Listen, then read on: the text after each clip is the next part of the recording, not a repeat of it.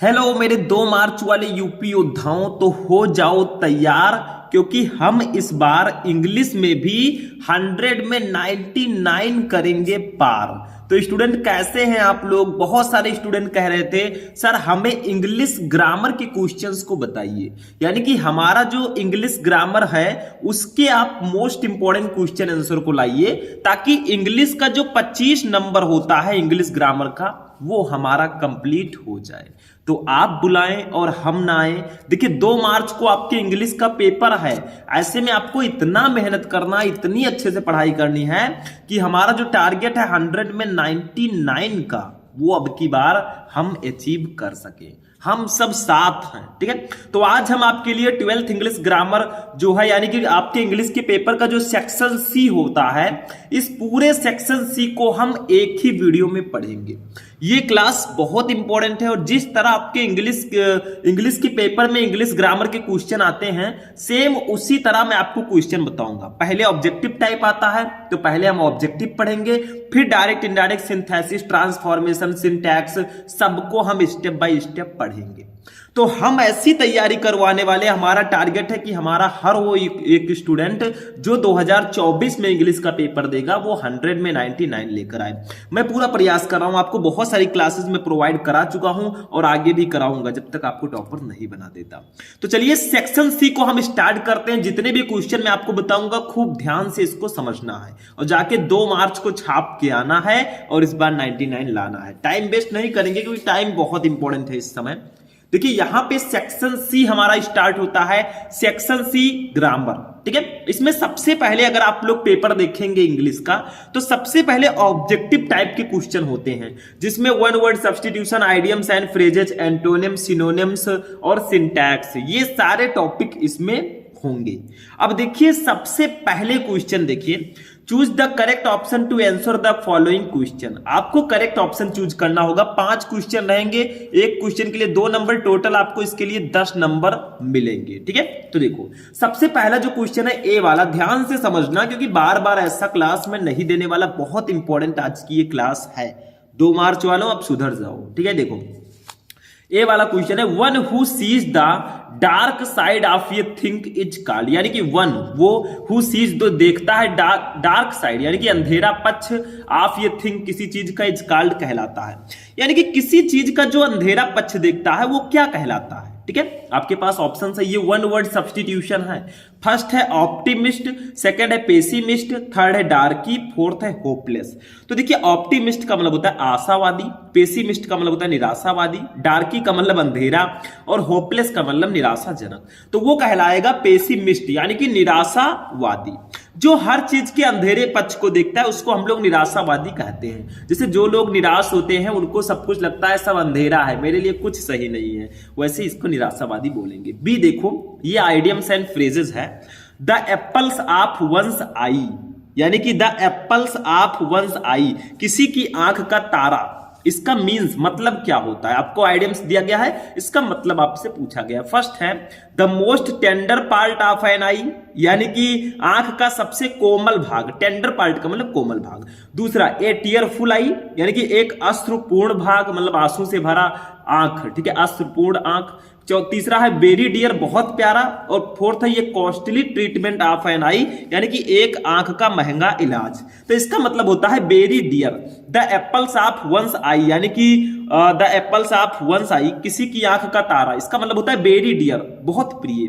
जैसे आपको हिंदी में मैंने पढ़ा था, हिंदी व्याकरण में, आंखों का तारा होना, इसका मतलब होता है बहुत प्रिय होना। वही इंग्लिश में दे दिया गया। आइडियम्स एंड फ्रेजेस को हम इंग्लिश में हिंदी में मुहावरे एवं लोकोक्तियां ही बोलते हैं, ये ध्यान रखिएगा। अभी तो शुरुआत है, अभी आगे आगे देखिए होता है क्या, बहुत सारे क्वेश्चन मैं इस क्लास में आपको बताने वाला हूं। तो ध्यान से समझो और क्या करना है, हमें टॉपर बनना है, बस यही हमारा टारगेट होना चाहिए। और हम आपको बनाएंगे, सिर्फ आपको हमारे साथ थोड़ा सा मेहनत करना होगा, ठीक है, क्योंकि मेहनत बिना मेहनत किए कुछ नहीं होगा, ठीक।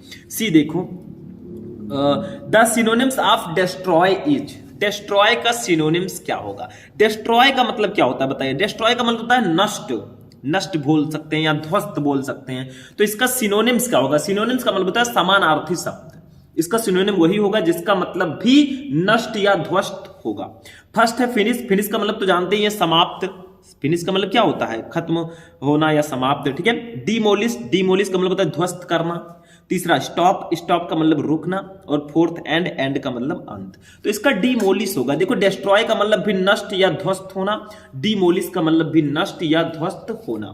मीनिंग सेम है, वर्ड अलग अलग है, दैट्स द सिनोनिम्स, ये एक दूसरे के सिनोनिम्स होंगे, ठीक है। नेक्स्ट देखो, ध्यान से समझो एक एक को। डी देखो, ये दो दो नंबर हम कंप्लीट कर रहे हैं। अब आप कहेंगे सर क्या इसी इतने ही क्वेश्चन को पढ़कर हमारा कंप्लीट हो जाएगा? भैया क्वेश्चन जितना हो सके उतना पढ़ो, जितना पढ़ोगे उतना कम है। खूब अच्छे से प्रिपेयर करना है तो जितना ज्यादा क्वेश्चन हो सके आप उतना ज्यादा क्वेश्चन पढ़ने का ट्राई करें।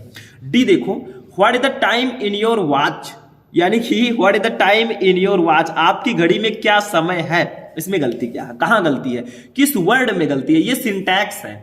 फर्स्ट है व्हाट, सेकंड है टाइम, थर्ड है इन, फोर्थ है वॉच। तो इसमें गलती जो है वो इन में है। What is time in your watch, यहां पे इन नहीं रहेगा, ठीक है। समझ में आया? ई वाला देखो, the antonyms of better is, better का एंटोनिम्स क्या होगा? एंटोनिम्स का मतलब होता है विपरीतार्थक शब्द। तो देखो बेटर का मतलब होता है बेहतर। अब इसका विपरीत अर्थक शब्द क्या होगा? फर्स्ट है गुड, गुड का मतलब अच्छा। सेकंड है बैड, बैड का मतलब खराब या बुरा। थर्ड है वर्स, वर्स का मतलब बदतर। और फोर्थ है वर्स्ट, वर्स्ट का मतलब सबसे खराब। तो इसका थर्ड ऑप्शन जो होगा वर्स। देखो बेटर का मतलब होता है बेहतर और वर्स का मतलब होता है बदतर, ठीक है। तो ये एक दूसरे के एंटोनिम्स होंगे। बस यही है आपका एंटोनिम्स। बस ये 5 क्वेश्चन आपके एग्जाम में दिए जाएंगे, 10 नंबर इसके लिए आपको प्रोवाइड कराया जाएगा ऑब्जेक्टिव क्वेश्चंस में, ठीक है। तो ऐसे ऐसे क्वेश्चंस आपके एग्जाम में आएंगे। आप इंग्लिश का पेपर जब उठाकर देखेंगे सेक्शन सी को, तो स्टार्टिंग में 10 नंबर के क्वेश्चन आएंगे, फिर आपका डायरेक्ट इनडायरेक्ट सिंथेसिस आएगा। वैसे आपको डायरेक्ट इनडायरेक्ट में एक ही करना होगा, मैं दो दो बताऊंगा क्योंकि हम पेपर नहीं सॉल्व कर रहे हैं, हम देख रहे हैं, ठीक है। देखो डायरेक्ट एंड इनडायरेक्ट नरेशन, इसमें आपको क्या करना होता है, डायरेक्ट स्पीच आपको दिया रहता है, उसको इनडायरेक्ट में बदलना होता है। देखो फर्स्ट क्वेश्चन है, महेश सेड टू रीता, महेश ने रीता से कहा what are you doing here, तुम यहां क्या कर रही हो, ठीक है। अब देखो यहां पे जब आप इसको सॉल्व करेंगे तो सबसे पहले ये बताइए ये कौन सा टेंस है, कौन सा सेंटेंस है? What are you doing here, ये इंट्रोगेटिव सेंटेंस है क्योंकि व्हाट आगे लग गया, ठीक है। कौन सा टेंस है? आर लगा है और वर्ब में आईएनजी है, तो ये आपका प्रेजेंट कंटीन्यूअस टेंस है। तो दो चीजें आप ध्यान रखिएगा, जब हम इंट्रोगेटिव को इनडायरेक्ट में बनाएंगे तो सैड टू के स्थान पर आस्क्ड या इंक्वायर्ड ऑफ का यूज करेंगे, और जो आपका प्रेजेंट कंटीन्यूअस टेंस है ये पास्ट कंटीन्यूअस में कन्वर्ट हो जाएगा। तो इसको कैसे करेंगे देखो ध्यान देना थोड़ा सा। महेश, महेश भैया तो महेश ही रहेंगे, नाम नहीं बदल सकते हम। सैड के जगह पर हम आस्क्ड का यूज कर सकते हैं, या एक और वर्ड है जिसका आप यूज कर सकते हैं, वो वर्ड है इंक्वायर्ड ऑफ, मतलब आप इसका भी यूज कर सकते हैं। मैं थोड़ा सा बता देता हूं, कहीं साइड में देखो, ये यहां पे मैं बता देता हूं, आस्क की जगह पर इंक्वायर्ड, इंक्वायर्ड लिखिएगा, थोड़ा सा प्रॉब्लम नहीं होना चाहिए, इंक्वायर्ड, ठीक है।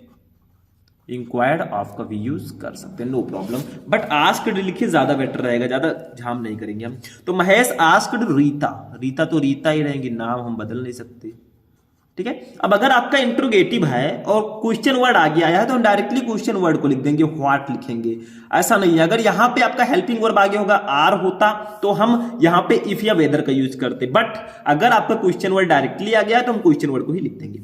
आर, अब हम सब्जेक्ट लिखेंगे, देखो इसको अफर्मेटिव में बनाते हैं इंट्रोगेटिव को, तो यू है सब्जेक्ट, यू है सेकंड पर्सन का प्रोनाउन, ये बदलेगा ऑब्जेक्ट से, ऑब्जेक्ट है रीता। अब रीता है कौन? फीमेल है, इनके लिए हम सब्जेक्टिव केस सी यूज करेंगे, रीता के लिए हम सी यूज करेंगे, ध्यान रखिएगा। इज बदलेगा वाज में, क्योंकि present continuous tense past continuous tense में बदलता है और पास्ट कंटीन्यूअस टेंस में वाज का यूज करते हैं। तो he was, she was doing, doing को डूइंग ही रहने देंगे भाई, और हियर को हम बदल देंगे, हियर बदलता है दियर में। अगर आपके डायरेक्ट स्पीच में हियर है तो इनडायरेक्ट में बदलेंगे तो दियर में कन्वर्ट होगा। अब ये आपका हो चुका है indirect. Mahesh asked Rita what she was doing there, बस हो गया, ठीक, समझ में आ रहा है। ऐसे दूसरा देखो, अभी तो ट्रेलर है, पिक्चर अभी बाकी है, अभी हम डायरेक्ट इनडायरेक्ट पढ़ रहे हैं, सिंथेसिस पढ़ेंगे, ट्रांसफॉर्मेशन पढ़ेंगे, सिंटैक्स को दोबारा पढ़ेंगे क्योंकि 2 बार सिंटैक्स आता है, फिर हम होमोफोन्स को पढ़ेंगे, क्या क्या नहीं पढ़ेंगे, सब कुछ ध्यान से समझो। जो भी चीजें कर रहे हो फुल मन लगाकर करो, पूरे दिल से करो, तभी आप उस काम में सक्सेस हो पाएंगे। नेक्स्ट देखो, the teacher said to the student, यानी कि अध्यापक ने छात्रों से कहा do not quarrel with one and other, यानी कि आपस में झगड़ा मत करो। उन्होंने कहा कि आपस में झगड़ा मत करो, तो अध्यापक ने छात्रों से कहा आपस में झगड़ा मत करो। अब यहां पे आपका ये कौन सा सेंटेंस होगा? Do not quarrel with each other, ये इंपरेटिव सेंटेंस होगा। और इंपरेटिव सेंटेंस में हम क्या यूज करेंगे? जैसे डू नॉट है तो हम नॉट टू का यूज कर देंगे, और सैड टू के स्थान पर हम उस वर्ड का यूज करेंगे। जैसे अगर रिक्वेस्ट किया जाता तो हम रिक्वेस्टेड लिखते, ऑर्डर दिया जाता तो ऑर्डर लिखते। यहां पे कमांड किया जा रहा है, आदेश दिया जा रहा है, ठीक है, या ऑर्डर भी आप लिख सकते हैं और कमांडेड भी यूज कर सकते हैं। तो इसको ऐसे लिखेंगे, द टीचर सेट टू के स्थान पर हम कमांडेड का यूज कर देंगे, ज्यादा बेटर रहेगा। आप ऑर्डर का भी यूज कर सकते हैं, दोनों का मतलब आदेश देना होता है। तो the teacher commanded the students, मतलब फंटेंस के भाव के अनुसार यूज करेंगे, ये ध्यान रखिएगा। जैसे आपका जो ये रिपोर्टेड स्पीच है, ये जो है अगर इसमें रिक्वेस्ट किया जाता तो हम सेड टू के स्थान पर रिक्वेस्टेड लिखते, सजेस्ट किया जाता सजेस्टेड लिखते, एडवाइस दिया जाता एडवाइस लिखते, ठीक है। ये ध्यान रखिएगा, भाव के अनुसार हम यूज करेंगे द स्टूडेंट्स। अब यहां पे हम टू का यूज करते हैं, लेकिन डू नॉट है यानी कि निगेटिव है, तो पहले हम नॉट का यूज करेंगे फिर टू का यूज करेंगे। Not to, the teacher commanded the student not to quarrel का मतलब होता है झगड़ा करना, विथ वन एन अदर, ठीक है। ये आपका इनडायरेक्ट में कन्वर्ट हो चुका है। तो इसमें भी कुछ खास नहीं है, सिर्फ मेहनत करो, कुछ नहीं करना है आपको। दोनों समझ में आ गया, हमने 2 क्वेश्चन जाना।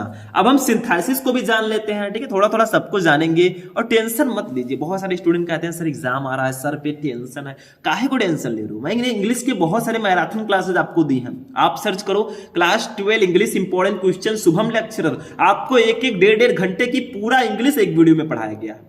नहीं देख रहे हो, गलती आपकी है। सबको देखो, अच्छे से पढ़ो, 2-2 3-3 घंटे अच्छे से पढ़ लो, काम खत्म। लाइफ में सब कुछ आता जाता रहता है, ठीक है, एंजॉय भी है, मेहनत भी है। देखो सिंथेटिक आप सेंटेंसेस का मतलब होता है 2 या 2 से अधिक सेंटेंसेस को जोड़कर एक सेंटेंस बनाना। वो भी कौन सा? जो ब्रैकेट में दिया, यहां पे कॉम्प्लेक्स आपको बनाना है। ये 2 सेंटेंस है, जैसे वेयर आर यू गोइंग, तुम कहां जा रहे हो, आई डू नॉट नो, मैं नहीं जानता। ये 2 सेंटेंस है, इन दोनों को जोड़कर एक सेंटेंस बनाना है, वो भी कॉम्प्लेक्स सेंटेंस। बट इसका मीनिंग नहीं बदलना चाहिए। तो इसको कैसे बनाएंगे? देखो, इसको इस प्रकार से बनाएंगे, आई डू नॉट नो, ठीक है, where you are going, you are going. अब रुको, बहुत सारे स्टूडेंट कहेंगे जो ब्रिलियंट होंगे, बुद्धिमान कहेंगे, सर जी वेयर आपने लिखा तो उसके बाद आर होना चाहिए, आपने यू क्यों लगा दिया? अब यहीं पे दिमाग लगाओ। देखो कॉम्प्लेक्स में एक वर्ड होता है वेयर, हाउ, इसका यूज हम की कहां और की कैसे के लिए भी करते हैं। जैसे हाउ है तो की कैसे। अगर यहां पे वेयर के बाद मैंने सब्जेक्ट लिख दिया है तो इसका मतलब इस वेयर का मतलब है की कहां। ये कॉम्प्लेक्स में यूज होता है, ये ध्यान रखिएगा। इसको इस प्रकार से पढ़ेंगे, आई डू नॉट नो, मैं नहीं जानता, वेयर यू आर गोइंग, कि तुम कहां जा रहे हो। यहां पे की कहां आ गया, तो ये दूसरा वाला वेयर है, ये इंट्रोगेटिव वाला वेयर नहीं है। जब आप कॉम्प्लेक्स को थोड़ा डीपली पढ़ेंगे तब इसको आप समझ पाएंगे। मैंने पढ़ा है, मेरे विकास सर ने पढ़ाया है, ठीक है। तो देखो, I do not know where you are going, मैं नहीं जानता कि तुम कहां जा रहे हो। तो इस वेयर का मतलब की कहां होगा, ठीक है। ये वो वाला वेयर नहीं, वेयर आर यू गोइंग। तो ये आपको ये कॉम्प्लेक्स में अब बदल चुका है। देखो ऊपर जो कहा गया था वही नीचे भी कहा गया। ऊपर कहा गया था तुम कहां जा रहे हो, मैं नहीं जानता। नीचे मैं नहीं जानता कि तुम कहां जा रहे हो। इस वेयर का मतलब की कहां होगा। दूसरा देखो, दूसरा हमारा है ही वाज फाइंड। देखो ही वाज फाइंड, उस पर जुर्माना लगाया गया। ये पैसिव वॉइस है, ये आपके पास्ट इंडेफिनिट का पैसिव वॉइस है। तो ही वाज फाइंड, उससे जो उस पर जुर्माना लगाया गया। ही वाज इम्प्रिजन्ड, और उसे कैद कर लिया गया। उसे जुर्माना लगाया गया, उसे कैद कर लिया गया। देखो कितना बड़ा जुल्म किया था इसने, ठीक है। जुर्माना भी लगा दिया गया, कैद भी कर लिया गया। बट क्यों? इसको कॉम्पाउंड सेंटेंस में बदलना है, कंपाउंड में आपको बदलना है। कैसे बदलोगे? देखो ध्यान से समझो। इसको बदलेंगे ही वाज फाइंड, और बीच में हम एंड का यूज कर देंगे। एंड अब ही वाज लिखने की जरूरत नहीं है, इम्प्रिजन्ड, ठीक है, इम्प्रिजन्ड। तो ये आपका हो गया है कंपाउंड सेंटेंस। सिर्फ एंड से मैंने इसको ऐड कर दिया। अब इसका भी मीनिंग वही होगा। क्या होगा इसका मीनिंग बताओ? उस पर जुर्माना लगाया गया और कैद कर लिया गया, बस हो गया। उस पर जुर्माना लगाया गया और कैद कर लिया गया, ये दोनों मैंने जोड़कर कंपाउंड सेंटेंस बना दिया, बीच में एंड लगा दिया, बस हो गया। क्या है इसमें? तो टेंशन नहीं लेने का, सर जी हैं अभी आपके और हम हैं तब तक क्या गम है, ठीक है, मैं बोलता रहता हूं। तो ये आपका सिंथेसिस होता है। सिंथेसिस का मतलब होता है दो या दो से अधिक सेंटेंसेस को जोड़कर एक सेंटेंस बनाना, बट उसका मीनिंग नहीं बदलना चाहिए। ये सबसे इंपॉर्टेंट टर्म यहां पे है। आगे बढ़ते हैं, ट्रांसफॉर्मेशन पे हम लोग आते हैं। ट्रांसफॉर्मेशन आप सेंटेंसेस को जानते हैं, काफी ज्यादा इंपॉर्टेंट टॉपिक ये भी है, तो इसको भी जानेंगे हम लोग। देखो, ट्रांसफॉर्मेशन का मतलब होता है सेंटेंसेज को ट्रांसफॉर्म करना। हमें सेंटेंसेज को ट्रांसफॉर्म करना होता है। जैसे देखो, फर्स्ट है Jammu is not so hot as Delhi. अब इसको समझो, यहां पे काफी इंपॉर्टेंट टर्म है, यानी कि Jammu is not so hot as Delhi. Jammu Delhi जितना गर्म नहीं है। इसको आपको कॉम्परेटिव डिग्री में बदलना है, क्योंकि ये आपका अफर्मेटिव डिग्री में है, ठीक है। कैसे बदलोगे? यानी कि जम्मू दिल्ली जितना गर्म नहीं है। जम्मू दिल्ली जितना गर्म नहीं है, यानी कि दिल्ली जो है जम्मू से ज्यादा गर्म है। तो इसको हम कंपैरेटिव में बदलेंगे तो लिखेंगे दिल्ली, पहले दिल्ली लिखेंगे। कौन ज्यादा गर्म है? दिल्ली, ठीक है। तो दिल्ली इज हॉटर। देखिए, कंपैरेटिव डिग्री में हम हॉट के साथ ER लगाएंगे, ठीक है। Delhi is hotter than Jammu, than Jammu. अब इसका मतलब हो जाएगा कि दिल्ली जम्मू से ज्यादा गर्म है। ऊपर आपका था Jammu is not so hot as Delhi, यानी कि जम्मू जितना दिल्ली जितना गर्म नहीं है। नीचे क्या लिखा मैंने? Delhi is hotter than Jammu, यानी कि दिल्ली जम्मू से ज्यादा गर्म है। दोनों का मीनिंग सेम है, बस मैंने इसको कॉम्परेटिव डिग्री में बदल दिया है। यही होगा आपका ट्रांसफॉर्मेशन। तो इसमें क्या है? नो टेंशन, मैं कहता रहता हूं टेंशन बिल्कुल मत लो, हम हैं तो क्या गम है, ठीक है। आगे बढ़ते हैं हम लोग, नेक्स्ट वाला क्वेश्चन देखते हैं। देखो ध्यान से समझना। नेक्स्ट है who can do it. Who can do it, इसे कौन कर सकता है? इसको पैसिव वॉइस में बदलो। तो भैया अगर हु आ जाए तो एक चीज ध्यान रखिएगा, हम आगे बाई होम का यूज करेंगे। किसका यूज करेंगे? इतना तो आप लोग जानते होंगे, छोटे बच्चे हो गया, बाई होम, ठीक है। अब कैन लिखेंगे, ठीक है, कैन। अब इसके बाद में इट का हम यूज करेंगे, इट, और कैन के साथ बी लगाएंगे। डू है, डू का थर्ड फॉर्म लिखेंगे, डन, बस हो गया, ठीक है। तो बाई हुम कैन इट बी डन, बस ये आपका पैसिव वॉइस में हो गया। तो अगर हु से आपका स्टार्ट होता है तो हम बाई हुम का यूज करते हैं। तो बाई हुम कैन इट बी डन, बस हो गया, ठीक है। ध्यान से समझना इसको। अब आते हैं सिंटैक्स पे। सिंटैक्स का मतलब होता है करेक्शन ऑफ सेंटेंसेस, मतलब सेंटेंस में गलतियां रहेंगी, उसको आपको कन्वर्ट करना आना चाहिए, ठीक है। करेक्शन ऑफ सेंटेंसेस जिसको हम लोग बोलते हैं सिंटैक्स। इसमें गलती, जैसे हिंदी व्याकरण में आप वाक्य संशोधन पढ़ते हैं, देखो क्या है। There is a large number of girls in this school. इसका मतलब क्या होगा? इस स्कूल में बड़ी संख्या में लड़कियां हैं। There is large number of girls in this school, इस स्कूल में बड़ी संख्या में लड़कियां हैं। तो भैया देयर के साथ हम इज का यूज कब से करने लगे? देयर के साथ हम आर का यूज करेंगे। देयर आर लार्ज, बस इज के जगह पर आर कर देना है। Large number of girls in this school, ठीक है। तो there are large number of girls in this school, यानी कि इस विद्यालय में बड़ी संख्या में लड़कियां हैं, ठीक है। दूसरा देखो, दूसरा है he is tired in doing this work. He is tired in doing this work, यानी कि वो ये काम करते करते थक गया है, ठीक है। तो इसमें गलती क्या है? He is tired. इन का यूज हम नहीं करेंगे, यहां पे ऑफ का यूज करेंगे, ये ध्यान रखिएगा। मतलब टायर्ड के साथ हम लोग यूज करेंगे ऑफ का। तो he is tired of doing this work, ठीक है। तो टायर्ड के साथ हम सिर्फ ऑफ का यूज कर देंगे। तो he is tired of doing this work. अब ये सही होगा, ठीक है। He is tired of doing this work, बस हो गया। तो ये आपका हो जाएगा सिंटैक्स। अब चलिए नेक्स्ट टॉपिक देखते हैं। नेक्स्ट टॉपिक हमारा होमोफोन्स है। चलिए देखते हैं। अब देखिए हमारा स्टूडेंट नेक्स्ट टॉपिक है, इसका नाम है होमोफोन्स। होमोफोन्स का मतलब क्या होता है, जैसे आपको दो सेंटेंस दे दिए जाएंगे, जैसे आपने हिंदी में अपने पढ़ा होगा शब्द युग्म, दो शब्द दिए जाएंगे उसका सही अर्थ लिखना होगा, लेकिन यहां पे आपको सेंटेंस में यूज भी करना होता है। देखो ई वाला, use any one of the following pairs of words in your own sentence to make the difference in their meaning clear.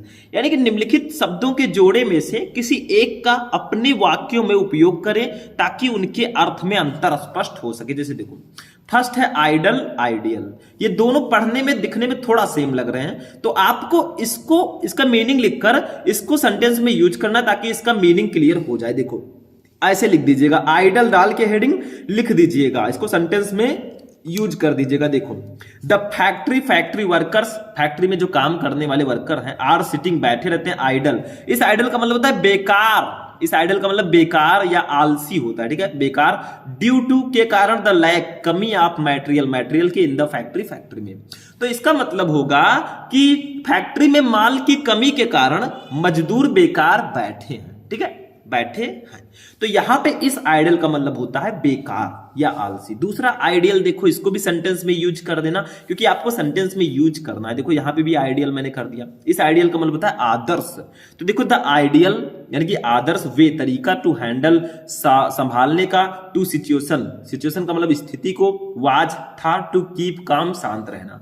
तो स्थिति को संभालने का आदर्श तरीका शांत रहना था, शांत रहकर आप स्थिति को संभाल सकते थे। तो ऐसे आपको मतलब दोनों सेंटेंस को सेंटेंस में यूज कर देना है ताकि इनका मीनिंग क्लियर हो जाए। ऐसे दूसरा देखो बर्थ, एक वर्ड का सिर्फ डिफरेंस है, इसमें आई है, बी के बाद इसमें ई है। इस बर्थ का मतलब होता है जन्म, आप लोगों ने सुना होगा जन्म, ठीक है। और इस बर्थ का मतलब क्या होता है, किसी को पता है, घाट बोलते हैं इस बर्थ को, ठीक है, घाट। तो देखो बर्थ, इस बर्थ को सेंटेंस में यूज करो। माई सिस्टर, मेरी बहन, जस्ट गेव बर्थ, उसने जन्म दिया, टू ये स्वीट बेबी, एक बहुत ही प्यारी सी बेबी गर्ल लड़की को, सी नेम्ड रोजी, उसका नाम रोजी है। तो मेरी बहन ने हाल ही में एक प्यारी सी लड़की को जन्म दिया है जिसका नाम रोजी है। ये आपका बर्थ हो गया, इसमें देखिए बर्थ आपका यूज हो गया। दूसरा, इस बर्थ का मतलब है घाट।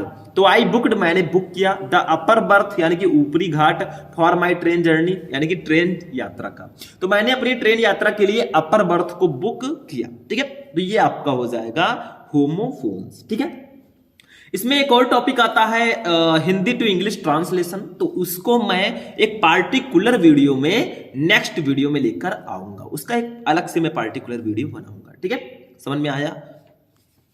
तो स्टूडेंट आज का जो ये क्लास है वो हमारा यहीं पर फिनिश होगा। मैंने आपको 12th इंग्लिश ग्रामर के जितने भी टॉपिक थे सबको बता दिया, ठीक है। जो हिंदी टू इंग्लिश ट्रांसलेशन है उसका स्पेशल वीडियो में लेकर आऊंगा, टेंशन नहीं लेने का, ठीक है। तो आज का ये क्लास यहीं पर फिनिश होगा, बहुत ही इंपॉर्टेंट क्लास था और आप लोग जानिए, सीखिए कि कैसे हम इसको सॉल्व करते हैं एग्जाम में जाकर, ताकि आपको प्रॉब्लम्स ना हो।